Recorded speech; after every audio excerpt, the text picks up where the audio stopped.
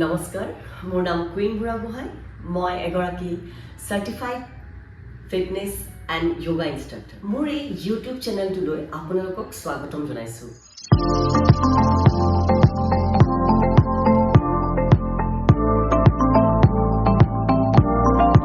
মোৰ এই চেনেলটোত কিছুমান স্বাস্থ্য সম্পৰ্কে কথা আপোনালোকৰ ওচৰত লৈ আহিম, যিটো নেকি এটা সহজ সৰল ঘৰুৱা ভাষাত মই আপোনালোকৰ ওচৰলৈ আগবঢ়াই লৈ আহিম।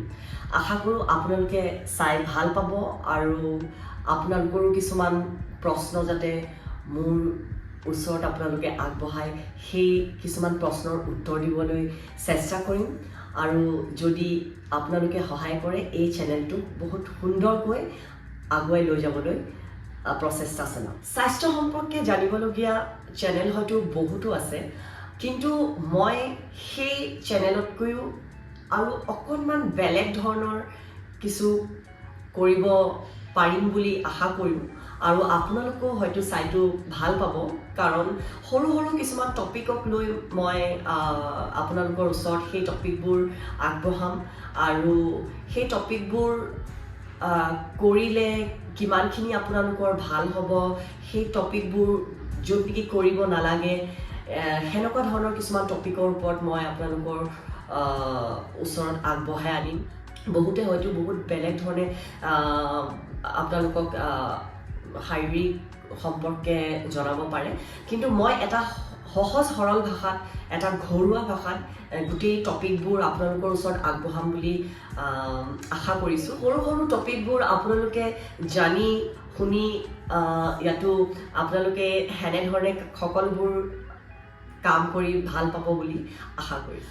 আহকচোন আজিৰ এটা সৰু টপিক লৈ মই আপোনালোকৰ ওচৰত কথা পাতোঁ। আজিৰ প্ৰথম টপিকটো হৈছে ব্যায়াম আমি কিয় কৰিব লাগে। ব্যায়াম কৰিলে আমাৰ হাওঁফাওঁ মজবুত হয়। ব্যায়াম বা যোগাসন, মই অকল এইটো কোৱা নাই যে ব্যায়াম কৰিলেহে শৰীৰটো বা আমাৰ হাওঁফাওঁটো মজবুত হ'ব। ব্যায়াম বা যোগাসন কৰিলে আমাৰ শৰীৰৰ হাওঁফাওঁ মজবুত হয়, আৰু আমাৰ শৰীৰৰ হাওঁফাওঁ মজবুত হ'লে আমাৰ অক্সিজেনৰ মাত্ৰাটো খুব সুন্দৰকৈ শৰীৰত বাঢ়ি যায়। অক্সিজেনৰ মাত্ৰা যেতিয়া আমাৰ শৰীৰত বাঢ়ি যায়, তেতিয়া আমাৰ শৰীৰত খুব সুন্দৰকৈ ব্লাড চাৰ্কুলেশ্যন হয়।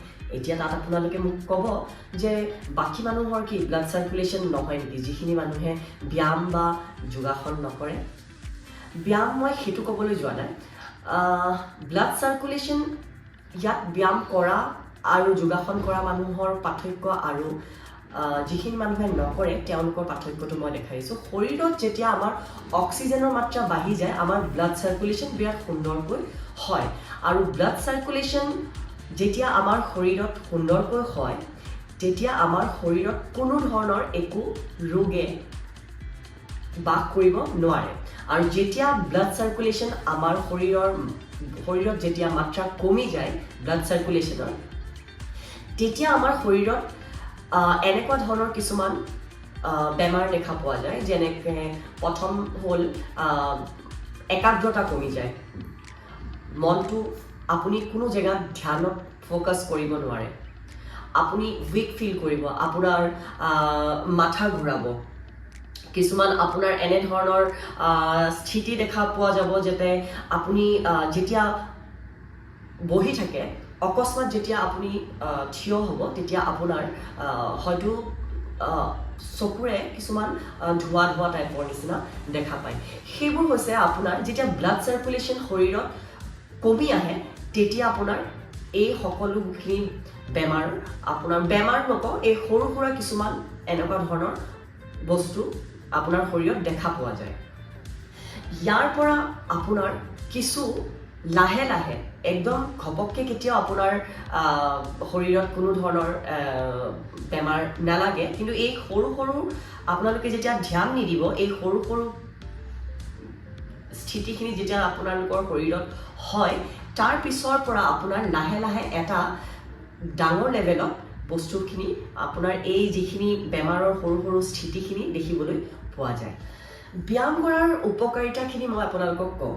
ব্যায়াম কৰিলে আমাৰ শৰীৰৰ মাংসপেশীবোৰ খুব ষ্ট্ৰং হয় আৰু আপোনাৰ ফাৰ্ষ্টটো মই আপোনাক ক'লোৱেই ব্লাড চাৰ্কুলেশ্যন বিৰাট ধুনীয়া হয় অক্সিজেনৰ মাত্ৰা বাঢ়ি যায় যাৰ ফলত আপোনালোকৰ শৰীৰত ব্লাড চাৰ্কুলেশ্যন বিৰাট সুন্দৰকৈ হয় মাংসপেশী বিৰাট ষ্ট্ৰং হয় আৰু আপোনালোকৰ ৱেইট লছ যোনে আমাৰ বহুতো মহিলা আছে বহুতো পুৰুষ আছে তেওঁলোকে ৱেইট লছৰ কাৰণে ৱেইট লছ অৰ্থাৎ তেওঁলোকৰ একচুৱেলি ৱেইট লছ কেতিয়াও ক'ব নালাগে এইটো মই ইয়াৰ ওপৰতো এটা আপোনালোকক এটা ভাল টপিক এটা মই আনিম ৱেইট লছ আৰু ফেট লছ চ' আজিৰ প্ৰথমটো মই টপিকত এইটোৱে কওঁ আপোনালোকৰ শৰীৰত যিখিনি চৰ্বি আছে সেই চৰ্বিখিনি কমোৱাত আপোনালোকৰ সহায় হ'ব আপোনালোকৰ যিখিনি ব'নছ থাকে সেই শৰীৰৰ যিবোৰ হাড় থাকে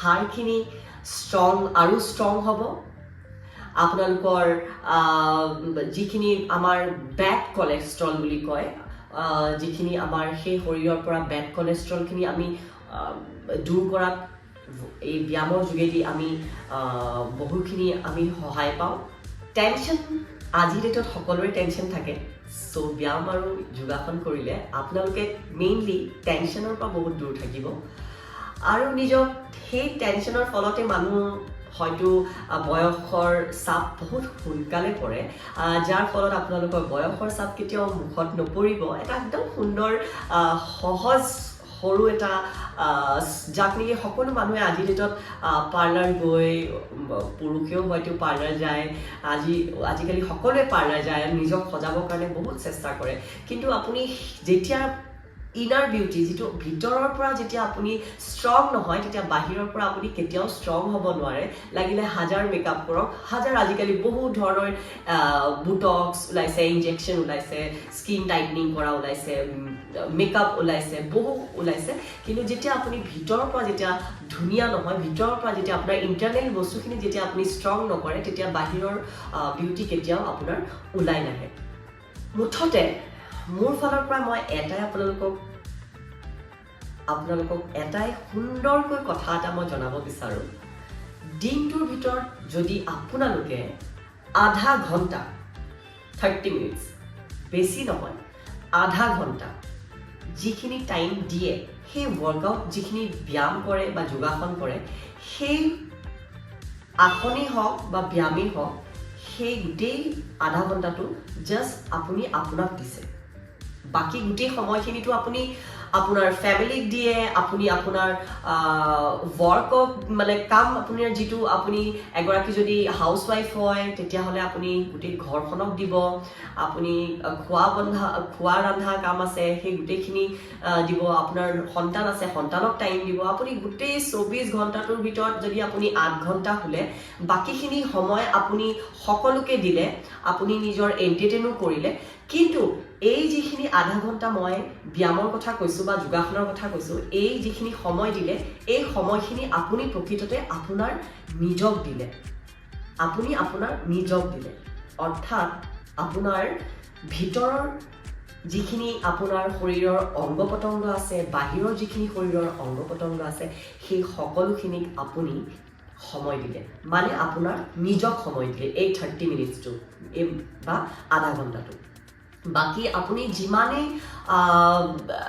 টিভি নাচাওক ঘৰৰ কাম নকৰক ঘৰ খানা নবনাওক যিমানে যি নকৰক সেইখিনি সকলোখিনি সময় বা এগৰাকী ৱৰ্কিং ওমেনে যিখিনি অফিচ যায় তো সেই সময়খিনি মই ভাবো মই নহয় আপোনালোকে নিজেও এবাৰ ডিসকাস ভাবি চাব সকলোখিনি সময় এটা ব্যস্ততাৰ মাজত লাইফটো মানে গৈ আছে হেতু ফ্লোত গৈ আছে কিন্তু এই যিখিনি লাগিলে আপুনি আধা ঘণ্টাই কৰক লাগিলে আপুনি 20 মিনিটে কৰক লাগিলে আপুনি 15 মিনিট বাহিৰত গৈ খোজ কাঢ়া মানে মই ইয়াত আৰু এটা কথা কওঁ খোজৰো নিয়ম আছে খোজ কঢ়া মানে আমাৰ বহুত মই মানুহক দেখো যে বাহিৰত খোজ কাঢ়ি থাকে অকল যে লাহে লাহে খোজ কাঢ়ি পেলাই আপুনি নিজৰ আজিকালি ৱাচ ওলাইছে, ফিটনেছ ৱাচ ওলাইছে, এনেকুৱা ধৰণৰ বহুত কিছুমান ফিটনেছ ৱাচ ওলাইছে য'ত নেকি ষ্টেপ কাউণ্ট হয়, মানে আপোনাৰ খোজটো কাউণ্ট হয় যে কেইটা দিনটোত আপুনি কিমান খোজ দিলে। তো মানুহে বহুত ধৰণৰ টাৰ্গেট বনায়, 10,000 খোজ হওক, দিনটোত মই মিনিমাম 10,000 খোজ কাঢ়িব লাগে। মিনিমাম 10,000 খোজ কাঢ়ি আপোনাৰ কোনো ধৰণৰ শৰীৰটোত একো উপকাৰ নহয়। আপোনাৰ এটা ব্ৰিজ ৱাক বুলি কয়, য'ত নেকি আপুনি অলপ স্পীডত হাত আৰু ভৰিটো খুব সুন্দৰকৈ এটা স্পীডত আপোনাৰ লিমিট ৰাখি পেলাই যিটো খোজ কাঢ়ে সেইটো খোজে আপোনাৰ শৰীৰত কাম দিব। চ' মই ভাবোঁ লাগিলে আধা ঘণ্টা ব্যায়াম, আপুনি যোগাসন, 20 মিনিট আপুনি লাগিলে বাহিৰত গৈ ৱাক কৰক, সেইটোহে আপোনাৰ শৰীৰত কাম দিব আৰু আপোনাৰ সেই সময়খিনিহে আপুনি আপোনাৰ নিজক টাইম দিছে মই ভাবোঁ। আৰু আপোনালোকে কথাষাৰ নিজেও এবাৰ চিন্তা কৰি চাবচোন।